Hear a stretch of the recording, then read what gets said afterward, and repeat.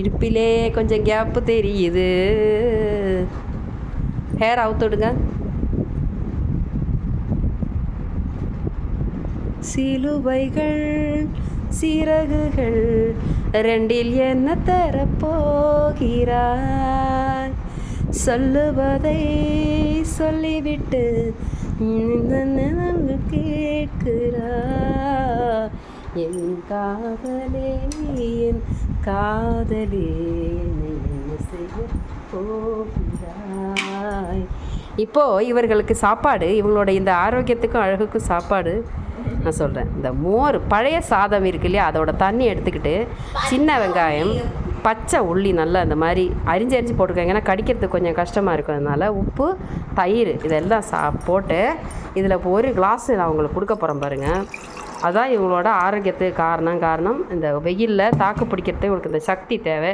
இது டெய்லி சாப்பிட்றதுனால தான் இவங்க அழகாகவும் உற்சாகமாகவும் இருக்காங்க. அப்புறம் இதில் இந்த வெந்தயம் இருக்குது, ஊற வச்ச வெந்தயம்.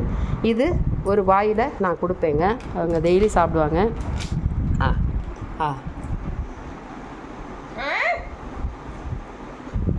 அப்படி இந்த மோர் தண்ணியை குடிச்சிடலாம். சவச்சி சாப்பிடுக்கா வெங்காயத்தை சாப்பிடு. நார்த்தங்காய் இது சாப்பிட்டாலே போரும். எந்த பெரிய 37 டிகிரி சூடானாலும் சரி, பிள்ளைங்க ரொம்ப உற்சாகமாக அழகாக இருப்பாங்க. முடிக்கும் நல்லது.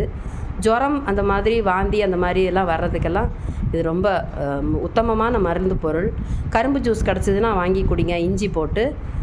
அப்போ நிறைய அதை சாப்பிடுங்க. அந்த சாதம் மொதல் நாள் சாப்பிடாதவங்க கூட அடுத்த நாளைக்கு இந்த மாதிரி தண்ணியில் ஊற வச்சு, பழைய சாதம் அப்படி சொல்லுவாங்க. அதில் வெங்காயம் ரொம்ப ரொம்ப நல்லது. நிறைய அதில் வேதிப்பொருள்கள்லாம் இருக்குது.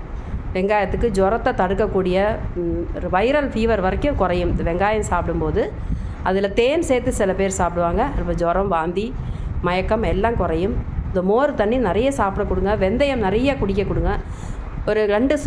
ஒரு டேபிள் ஸ்பூன் முழுசாகவே தண்ணி ஊற போட்டு டெய்லியும் அருந்தி வர நிறைய குழப்பங்கள், முடி நல்லா வளரும், வயிற்று பிரச்சனைகள் எல்லாம் தீரும். ஃபைபர் சத்து நிறைஞ்சது வெந்தயம். அதனால் கான்ஸ்டிபேஷனுங்கிறது வராது. இப்போ மலச்சிக்கல்ங்கிறது ரொம்ப காமனாக போயிடுச்சு. வெயில் காலத்தில் இனி ஜாஸ்தியாகும். ஏன்னா நீர் சத்து குறைஞ்சிக்கிட்டு வரும்போது கான்ஸ்டிபேஷன் வரும். நீர் சத்து தாராளமாக வெங்காயத்துலேயும் மோர்லேயும் இருக்குது. அதனால் காலையில் ஒரு கிளாஸ் இந்த பழைய சாதத்தை தண்ணி சாப்பிடும்போதே அன்னைக்கு தேவையான நீர் சத்து எல்லாமே அவங்களுக்கு கிடச்சிருது. அதுபோல் நார்த்தங்காயும் இந்த மாதிரி மாங்காய் போட்டு காய வச்ச நார்த்தங்காய் சாப்பிடுங்க. ஜுரம், வாந்தி, மயக்கம், பித்தம் இதுக்கு எல்லாமே ரொம்ப நல்லதுங்க. அது உத்தமமான சாப்பாடு. இது நீங்கள் தோசை, பீஸா, பர்கர் சாப்பிட்டுக்கோங்க, ஒன்றும் பிரச்சனை இல்லை. ஆனால் இந்த மாதிரி காலையில் இந்த மருந்தை சாப்பிட்டுட்டு நீங்கள் செஞ்சால் எதுவுமே நல்லாயிருக்கும். அவங்க அன்னைக்கு பூரா உற்சாகமாக இருப்பாங்க. நன்றி. இந்த பதிவுக்காக உதவி பண்ணினா ஐஸ்வர்யாவுக்கு நன்றி.